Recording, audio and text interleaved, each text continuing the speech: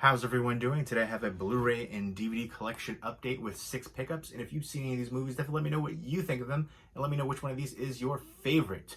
First up, though, I want to say a big thank you to Justin from Movie Watch Daily. Definitely check out his channel. I'll put a link down below in the description section. He makes really high-quality content, and he does a great job with the editing as well. I wish I had that much patience to put that much time and effort into the editing as you do. You're awesome. But he saw in a recent video I did that my copy of the Stand Blu-ray did not come with the slipcover, and I said, hey, if anybody wants to do a trade or anything like that, let me know, because I always want to have the slipcovers for my movies. I feel like they're incomplete without them. He said, he had it and he could send it to me, and I was like, are you sure? He said, yes. And he sent it, and it came real quickly, and he did a great job packaging it. The best job I ever got, even from, any kind of companies or anything like that, studios or anything like that. So thank you so much, Justin. Definitely check out his channel again. And the sticker right here, actually, I feel like is peeling off super easily. So that is awesome. Yeah, perfect. Didn't need any kind of Goo Gone or anything like that. So super awesome. And I loved the Stand miniseries. Great adaptation from Stephen King. Directed by Mick Garris. I love all the characters. Very 90s. It came out in 94, but just oozing with the 90s. And they're redoing it now. There's going to be a new Stand series with a lot of new people in it. From the people that I've seen so far, I'm not too intrigued, but I'm going to give it a fair chance. But I love the old Stand miniseries right here. And I'm very happy to have the slipcover. Big thank you, and definitely check out his channel. I would be giving him some shout out love, even if he didn't send me a slipcover, because I think he's an awesome new channel to check out. So check him out. I'll put a link down below, and I'll put it in the pinned comment. That'll be easier. But now let's go ahead and get into the pickups. I picked this up from Amazon, $5. The little corner right there is broken, but I feel like I've had so many issues with Amazon recently. I just don't want to push my luck. I've heard of people like they have too many complaints, they shut down their account. So I was like, I'm not gonna take that risk. Because I've had a few things come damaged. I remember I got like some weights, and in the same boxes of weight, I got one Blu-ray, and the Blu-ray was right next to the weights. I was like, what would compel you to do that? You see a giant weight is right up against the Blu-ray, no like bubble wrap or anything. So I don't know, I've had different issues with damage recently, so I was like, you know what, this costs $5. I'm not even gonna worry about it. Shin Godzilla, though, was unique. But I heard a lot of hype for this movie, and to me, it doesn't live up to the hype, and here's why. It is a dialogue-heavy film. There's too much talk about bureaucracy and red tape. They have all these different meetings. Like every time there's a new plan or anything they have to talk about, they have to have a meeting about, and they have the prime minister there. So it's like so much of just unnecessary dialogue, just, all this exposition that just doesn't really add much to it. So much of that could have been cut out. Tons of it could be cut out. The good positive part here is Godzilla. Godzilla is freaking awesome here. I love the unique take on Godzilla, like his evolutions. He evolves here. The first form you see almost looks like a weird turkey-like creature when he's coming onto land. His eyes are gigantic. He's flopping around kind of. And then he evolves, and I thought that was really awesome, especially the ending. The ending scene, the final shot, is probably like my favorite shot in the whole movie, and I want more from it. I wanted so much more from it. It's like, what a freaking tease. If you look at the final shot of the movie, it's just like, I want them to do so much more with that. I hope they're going to do a sequel here, but Godzilla looks amazing here. When he's on film, he's kicking butt, and there's a good message here too.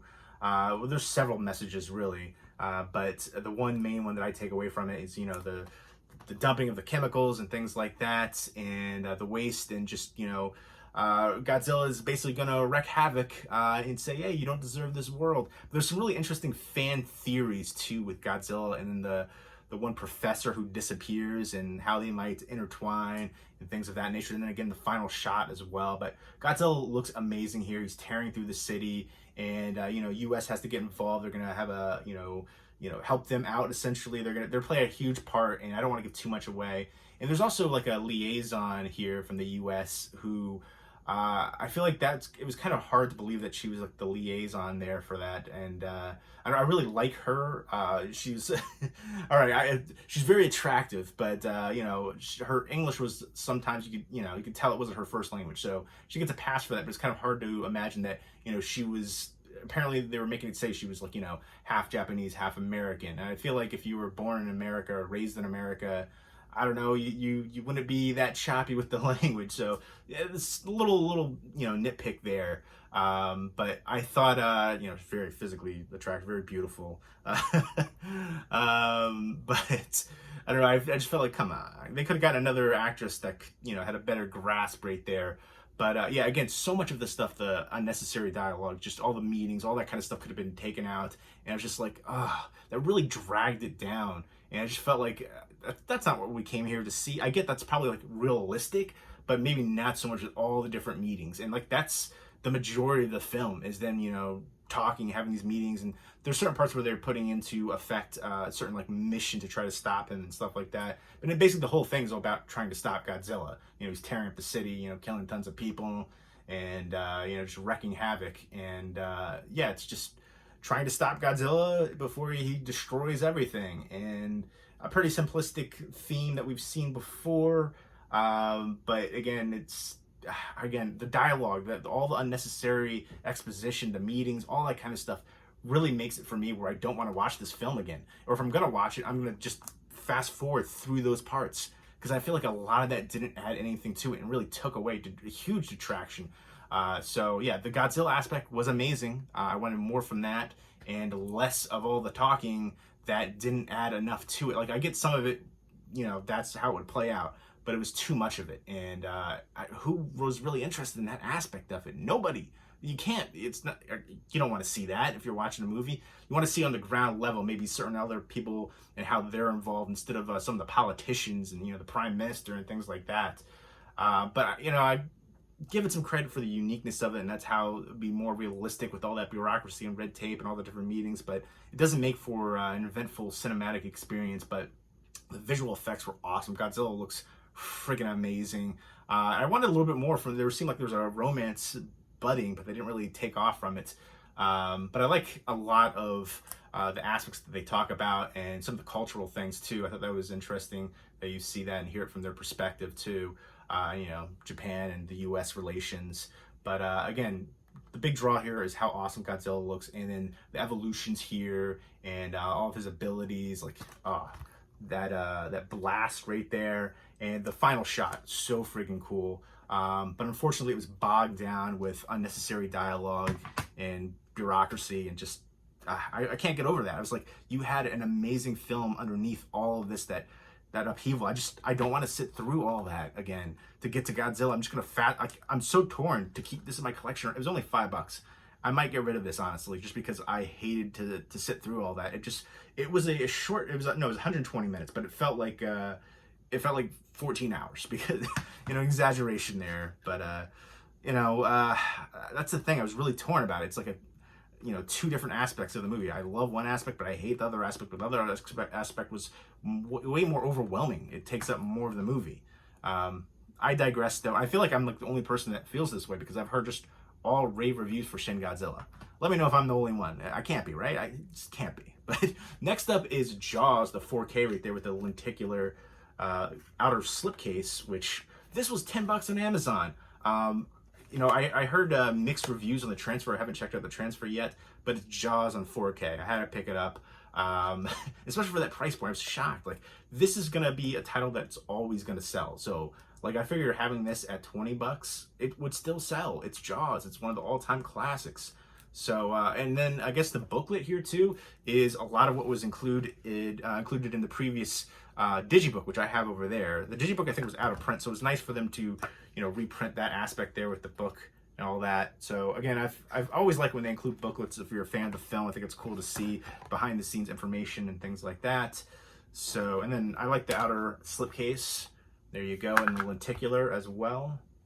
And then there's the J card, special features and things like that. So for $10, that price point was just a no-brainer, But again, I heard mixed things on the transfer. I'm not super picky. Like, I think some people are overly picky and point out things that I don't know, like are kind of a little unnecessary. But I'm gonna give it a chance. And again, it's 4K. I'm gonna check it out. And I think a lot of older films can really benefit from the 4K treatment, even more so than newer films. So again, this has the 4K, the Blu-ray, digital code, and the collectible book and outer slipcase. And you can sell the digital code for like $3, so essentially like a $7 4K of Jaws. Friggin' sweet. And they have other additions to Steelbook and all kinds of special ones, but I like this one. I think this one is the coolest. It's very simplistic. Kind of, there's certain Steelbooks, like I'm getting, pickier with that. And then I say that, and then my next pickup is a Steelbook, by the way. American History X. I love this film so much. Raw, riveting. I remember watching this with my best friend at the time, and we were just both like floored by this film, dealing with racism and just basically there's Edward Furlong right there, and then Edward Norton. They're brothers, and he used to be a head neo-Nazi guy, and he goes to jail, and he's trying to get his little brother not to follow in his footsteps. And Avery Brooks is in here as the English teacher. He actually used to live down the street from me. He was the captain in Deep Space Nine, Star Trek Deep Space Nine, and he has a great role here too. A great cast too. Beverly D'Angelo's the mother. You also have Stacy Keach in here, who's like a head neo-Nazi guy. Ethan Suplee, when he was bigger, he's lost a lot of his weight now. And Elliot Gould too. But there's so many memorable scenes in here. The head stomp scene, the curb stop scene. Fairuza Balk too. Fairuza Balk is just perfect for this role. She's so crazy in here, but very emotionally impactful. Again, dealing with racism and things like that, and the way that it plays out at the end, it's heartbreaking. But such an amazing film, gripping and powerful. And so the Steelbook for this, I like the design for it, and I decided to pick this as a Canadian release. And I feel like this company right here, Alliance, they put out a lot of great releases in Canada. Some ones that we don't get here, different slipcovers and steelbooks and things like that. And it actually has interior artwork. So a lot of steelbooks, they don't have the interior artwork. So if it does, I'm a fan. And again, I'm getting pickier with my steelbooks. I used to get a lot of steelbooks, but now I'm just, again, it has to be a film I really like. It has to be a nice design. So a lot of times I'm going for like the slipcovers or the steelbooks, but that is an exception. American History X, one of my all-time favorite movies. Director Tony Kaye, I believe this was his feature-length directorial debut. He's done some documentaries and a lot of music video stuff. Next up is The Deadlands. You know what? Let me know what your favorite steelbook is that you have in your collection. This isn't my all-time favorite steelbook, but again, I do love the film. I'd say my top 25 probably. But I digress. Let's get back to this. The Deadlands, which has a beautiful slipcover. It's probably not going to pick it up on the camera. It's got like a hollow foil, and it's embossed too. Oh, a little bit. You got a little bit right there. Well, trust me. It's got when it catches the light. But yeah, it's on the back too. But it's about like Maori culture, like natives, and back in the day. And this one chieftain's son, he must avenge his his father's murder and bring peace and honor to his tribe. And like his tribe, I think his whole tribe might have been wiped out. I saw this a while ago and I really loved it. I was able to pick this up. Look at that face right there. But there's a TV show now based off of this. I thought the action sequences in were awesome. The fight sequences, I like the knowing more about the culture too. You're seeing more about this culture in different films too. Even animated films. So, but yeah, this is kind of that warrior mentality going on here, and then how they this one kind of a character keeps coming back, and they have to have these continual fights. And I like the message behind that too, especially with the ending. But there's some really awesome scenes here, and sometimes outnumbered, taking down tons of different people. And yeah, this guy was friggin' insane right there. But very palpable tension, great action sequences. I'm looking forward to revisiting it. I remember really enjoying the heck out of it. And I haven't checked out the TV series yet. I'm trying to get that good foil effect. You can't really, there a little bit, you see in the light, trust me, it's there. But I feel like it doesn't pick it up very well when it's really close like that. But the slipcover's awesome, and this is from Magnet. But yeah, looking forward to revisiting it. Really enjoyed it the last time I saw it. Another one I really enjoyed, it's been a while, so when it first came out, Den of Thieves. And this is the director, I believe this was like his feature-length directorial debut too, Kristen Gudegest, and he's doing a sequel. All the things going on in the world, I think has pushed it back, delayed it a bit. But I think a lot of people involved in this one are coming back too. But this had amazing palpable tension as well. It's basically about an elite unit of the LA County Sheriff Department and going up against the most successful bank robbery crew. And they're trying to take down the Federal Reserve Bank in downtown LA. And the climax here, is just awesome. There's some awesome showdown and shooting and action and palpable tension, fight scenes and shootouts galore over here. And the whole cast really shines. Gerard Butler is the main guy here. You know, you got 50 Cent in here, O'Shea Jackson, Pablo Schreiber is really good. I remember he was in, I believe he was in like Law and Order SVU as a really like crazy character, but he's been in a bunch of films, and it's great to see him getting more notoriety too. But yeah, this one has a really good cast in here that shines, and I'm looking forward to seeing if they when the next one's coming out and how they're going to play it up and how it's going to play out with the different characters and how things ended here and what they're going to do with it. Again, I feel like, you know, with that director, if they can kind of pull off the same successes that it did here, this I thought came out of nowhere for me. I felt like when I first was checking it out, I was like, this is going to be kind of like a low budget. When I see a lot of these actors in some low budget action films and heist movies and stuff, I was expecting to be the same, but this is an amazing one. One of the better like modern heist action kind of films out there. I would definitely recommend the heck out of Den of Thieves. This is a universal release, unrated, and also includes the theatrical version. But why would you want that? You want that unrated version. Next up is the Lone DVD. It's Garfield Holiday Celebrations. I paid a little more for this on eBay because it has the little chapter insert right here, going over the different episodes and stuff like that, episode guide. But yeah, I remember liking these as a kid, but watching them now doesn't live up to my memory of it. It's kind of disappointing. I've only watched the 2 so far. There's 3 on here. Garfield's Halloween Adventure, Garfield's Thanksgiving, and a Garfield Christmas. I watched Garfield's Christmas and Garfield's Thanksgiving, and I did not care for them. And I'm hoping Garfield's Halloween Adventure holds up enough for me to want to keep this in the collection. I remember having fond memories of these as a kid, and I feel like that's the same case with a lot of movies. I remember loving certain movies as a kid. Like I recently rewatched Drop Dead Fred and Walk Like a Man. Those are ones I remember loving as a kid, and I remember like being so shocked at how terrible they are to me now. So it's really disappointing. There's a few other movies too. Let me know if there's been a movie that you loved as a kid, now rewatching it as an adult, you don't like it at all. You were like, what? Again, when you're a kid, there's certain things you'll enjoy more, and you're probably not going to get some of the jokes. Now watching as an adult, you're like, that was terrible. But so I'm hoping the Halloween Adventure will be decent enough for me to keep it. I don't really like the animation, the whole storyline and plot for these ones. The voice acting isn't that great either. Like nothing really like stands out for me for the 2 of the Christmas and Thanksgiving ones. So I'm hoping the Halloween one will be good. I always like the character. I like the cartoon. I love these specials. So yeah, I don't know. Again, I paid a little bit more for this one for the episode guide. It's kind of hard to find with that one in there. So yeah, I try not to buy too many DVDs unless if it's something that I am a fan of that doesn't have a Blu-ray release, I'm going to buy it. I feel like some people don't buy DVDs for that. They just buy Blu-rays. I think that's kind of stupid though, honestly. Like when it comes down to it is if you're a fan of the movie or TV show, and if it doesn't have a Blu-ray release and you want it, the only way to get it is DVD. You're going to pick it up.